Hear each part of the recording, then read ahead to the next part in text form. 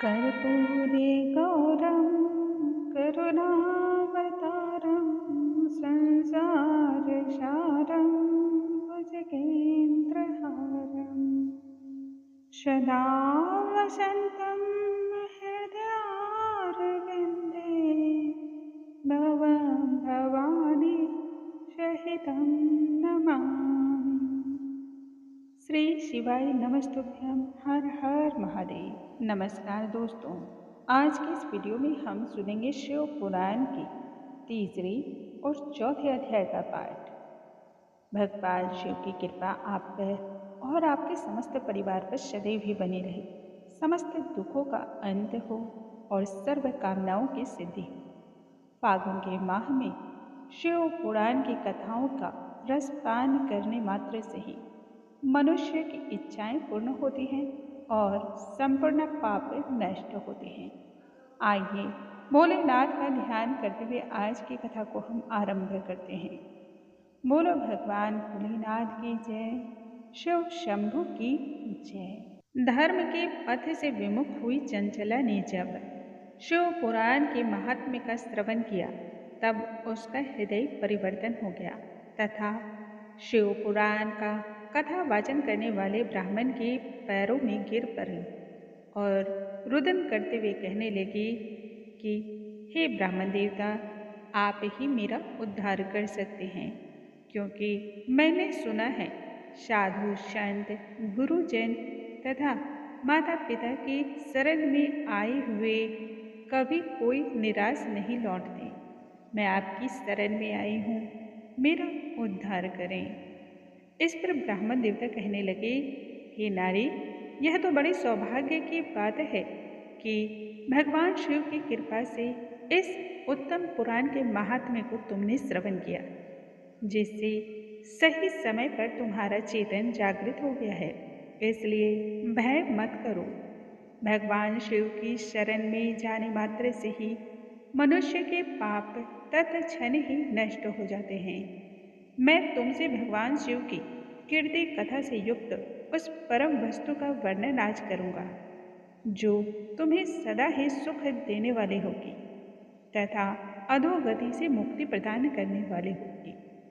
शिव की उत्तम कथा के श्रवण मात्र से ही तुम्हारी बुद्धि पश्चाताप से युक्त एवं पवित्र हो चुकी है। साथ ही मन में विषयों के प्रति भी वैराग्य हो गया है। पश्चाताप को ही पापियों के लिए सबसे बड़ा प्रायश्चित माना गया है। जो मनुष्य अपने को कर्म के लिए पश्चाताप को नहीं करता, उसे उत्तम गति की प्राप्ति नहीं होती है। शिव पुराण की कथा के श्रवण मात्र से ही चित्त शुद्ध हो जाता है। दूसरा कोई अन्य सरल उपाय नहीं है। जैसे दर्पण को साफ करने पर दर्पण निर्मल हो जाता है और पारदर्शी हो जाता है, ठीक उसी प्रकार से शिव पुराण की कथाओं के श्रवण से हमारा चित्त शुद्ध हो जाता है, पवित्र हो जाता है। मनुष्य के शुद्ध चित्त में जगदम्बा पार्वती के सहित ही भगवान शिव विराजमान होते हैं। इसलिए इस उत्तम कथा का श्रवण मनुष्य के लिए कल्याण के बीज के समान है। भव बंधन के सभी रोगों का नाश करने वाली है। इससे पुण्यता चित्त की शुद्धि तो होती ही है, साथ ही साथ संपूर्ण सुख भी प्राप्त होता है। चित्त शुद्धि होने से महेश्वर की भक्ति अपने दोनों पुत्रों के साथ ही निश्चय ही प्रकट हो जाती है। इसमें कोई संचय नहीं है। दिव्य मुक्ति का यह बड़ा ही उत्तम साधन है। जो मुक्ति से वंचित है उसे पशु के सदृश से ही समझना चाहिए, क्योंकि उसका तो चित्त माया के बंधन में आसक्त है। हे ब्राह्मण पत्नी, इसलिए तुम विषयों से अपने मन को हटा करके भक्ति भाव से भगवान शिव की इस पावन कथा का श्रवण करो, जिससे तुम्हें पवित्रता की प्राप्ति होगी और मोक्ष प्राप्त होगा। पूर्ण भक्ति भाव से शिव के चरणार बिंदु का यदि कोई चिंतन कर लेता है, तब एक ही जन्म में उसे मुक्ति की प्राप्ति हो जाती है। मैं तुमसे सत्य वचन कहता हूँ।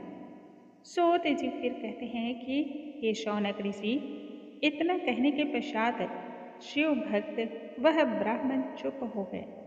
करुणा से और ममता से हृदय आर्द्र हो उठा। शुद्ध चित्त होकर के महात्मा भगवान शिव के ध्यान में फिर मग्न हो गए। तदंतर बिंदुक की पत्नी चंचला मन ही मन आनंदित हो उठी। ब्राह्मण के उपदेश को सुनकर के नेत्रों में आंसू छलक आए। प्रसन्न तथा हर्षित होकर के चंचुला ब्राह्मण देवता के समक्ष हाथ जोड़ करके गदगद वाणी में कहने लगी, हे ब्राह्मण श्रेष्ठ, शिव भक्तों में श्रेष्ठ आप हैं। आप धन्य हैं, सदा ही परोपकार जैसे कार्यों में रत रहते हैं। मैं तो नरक के समुद्र में गिर रही थी, मेरा आप उद्धार कीजिए, उद्धार कीजिए। इस उत्तम कथा को सुना करके मेरे मन में विषयों से पूर्णतः वैराग उत्पन्न हो गया है, अतः इसे सुनने की तीव्र अभिलाषा और मन में बड़ी ही श्रद्धा उत्पन्न हो रही है। सूत जी आगे फिर कहते हैं शौनक ऋषि से कि चंचुला के मन में शिव पुराण की कथा को सुनने की तीव्र अभिलाषा को देखते हुए ब्राह्मण देवता स्त्री को शिव पुराण की उत्तम कथा सुनाने के लिए तैयार हो जाते हैं और उसी स्थान पर महाक्षेत्र में गौकर्ण में ही श्रेष्ठ ब्राह्मण के मुख से तब चंचुला ने शिव पुराण की वह कथा का श्रवण किया जो कि भक्ति, ज्ञान और वैराग्य की वृद्धि कराने वाली थी तथा यह मुक्ति को भी प्रदान करने वाली थी। इस कथा के श्रवण मात्र से ही चंचुला अत्यंत ही कृतार्थ हो गई। चित्त शीघ्र ही पाप रहित हो गया, शुद्ध हो गया और भगवान शिव के प्रति उसकी श्रद्धा, भक्ति, निष्ठा जागृत हो गई। शिव की भक्ति में ही चंचुला अब लीन रहने लगी। तत्पश्चात समय के काल पर चंचुला ने अपने शरीर का त्याग किया बिना ही कष्ट के। इतने में ही त्रिपुर शत्रु भगवान शिव का भेजा हुआ एक दिव्य विमान द्रुत गति से वहां आ पहुंचा अपने गणों से युक्त होकर के। शिव के गणों ने चंचुला को उस विमान पर आरूढ़ किया तथा शिव के पास से फिर शिवपुरी में पहुंचा दिया, जहां चंचुला के सारे मैल धुल गए और दिव्य स्वरूप उसने धारण कर लिया जो उसकी शोभा को और अधिक बढ़ाते थे। मस्तक पर अर्ध चंद्र मुकुट धारण किए वह गौरांगी देवी शोभाशाली दिव्य आभूषणों से अलंकृत थी। शिवपुरी में पहुंच करके उसने त्रिनेत्रधारी महादेव को देखा और सभी मुख्य देवता को देखा जो कि उनकी सेवा में कतार से खड़े थे। उनकी अंग कांति करोड़ों सूर्यों के समान प्रकाशित हो रही थी। कंठ में नील चिन्ह शोभा को प्राप्त हो रहा था। 5 मुख और प्रत्येक मुख में 3-3 नेत्र थे। मस्तक पर अर्ध चंद्राकार मुकुट शोभायमान था। वाम भाग में गौरी देवी बैठी हुई थी जो कि विद्युत पुंज के समान प्रकाशित हो रही थी। गौरीपति महादेव की कांति कपूर के समान गौर थी तथा संपूर्ण शरीर श्वेत भस्म के द्वारा उद्भासित हो रहा था। श्वेत वस्त्र से वह शोभायमान हो रहे थे। इस प्रकार परम उज्ज्वल भगवान शिव के दर्शन पाकर के चंचुला बहुत अधिक प्रसन्न हुई। अत्यंत ही प्रीति युक्त होकर के उतावले के साथ उसने प्रभु को बारंबार प्रणाम किया। फिर विनीत भाव से हाथ जोड़ करके खड़ी हो गई। नेत्रों से अविरल आंसुओं की धारा बहने लगी। संपूर्ण शरीर रोमांच से भर उठा। उस समय भगवती माँ पार्वती और भगवान शंकर ने बड़ी ही करुणा के साथ उसे अपने पास बुलाया। सौम्य दृष्टि से उसकी ओर देखा। पार्वती ने तो दिव्य रूप धारण बिंदुक प्रिया चंचुला को प्रेम पूर्वक अपनी सखी बना लिया। वह उस परमानंद घन ज्योति के स्वरूप सनातन धर्म में अविचल निवास पाकर के दिव्य सौख्य से संपन्न हो अक्षय सुख का अनुभव करने लगे।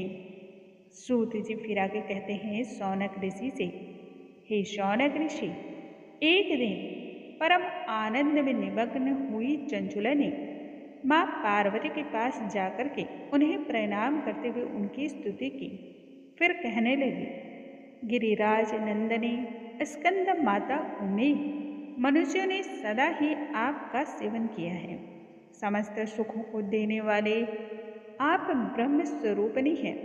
विष्णु तथा ब्रह्मादि देवियों द्वारा आप सेव्य हैं। आप सगुणा तथा निर्गुणा हैं। संसार की सृष्टि, पालन और संहार करता भी आप ही हैं। तीनों गुणों का आश्रय भी आप ही हैं। चंचुला इस प्रकार से भगवती उमा की स्तुति करके मौन होकर के सर झुकाकर खड़ी हो गई। आंखों में प्रेम से आंसू उमड़ आए। तब करुणा से भरी हुई शंकर प्रिया माँ पार्वती देवी ने चंचुला को संबोधित करके बड़े ही प्रेम पूर्वक कहा, हे सखी चंचुले, हे सखी, मैं तुम्हारी इस स्तुति से बहुत प्रसन्न हूँ। बोलो, क्या वरदान मांगती हो? इसमें तनिक भी संदेह नहीं है कि मैं तुम्हारे द्वारा मांगे गए वरदान को पूर्ण न करूं। चंचुला तब कहने लगी, हे गिरिराज कुमारी, मेरे पति बिंदुर्ग इस समय न जाने कहाँ हैं और उन्हें कौन सी गति की प्राप्ति हुई, मैं नहीं जानती। हे दीन वत्सले, मैं आपसे अपने पति के लिए वह उपाय पूछ रही हूँ जिससे वह संपूर्ण पापों से मुक्त हो जाए, क्योंकि पूर्व समय में वह पाप में ही रत थे और उनकी मृत्यु मुझसे पूर्व ही हो गई थी। न जाने किस गति को वह प्राप्त हुए। तब गिरिराज कुमारी कहने लगी, हे चंचुला, तुम्हारा पति बिंदुर्ग बड़ा ही पापी, अधोगति वाला और मूढ़ व्यक्ति था। मृत्यु के पश्चात नरक में पड़ा हुआ अगणित वर्षों तक नरक में नाना प्रकार के दुखों को भोग करके वह पापात्मा अपने शेष पापों को भोगने के लिए विंध्याचल पर्वत पर पिशाच के रूप में जन्म को पाया है। इस समय वह उसी अवस्था में प्राप्त होकर के नाना प्रकार के कलह और कलेश को उठा रहा है। वह दुष्ट वहीं कभी वायु को पीकर के रहता और सदा ही सभी प्रकार के कष्टों को सहन करता रहता है। गौड़ी देवी के मुख से यह बात को सुनते ही चंचुला का हृदय अत्यंत ही दुख और पीड़ा से भर उठा। मन को स्थिर और चित्त को शांत करके व्यथित हृदय से उसने परमेश्वरी को प्रणाम करते हुए पुनः पूछा, हे महेश्वरी, मुझ पर कृपा कीजिए और दूषित कर्म करने वाले मेरे उस दुष्ट पति का अब उद्धार कर दीजिए।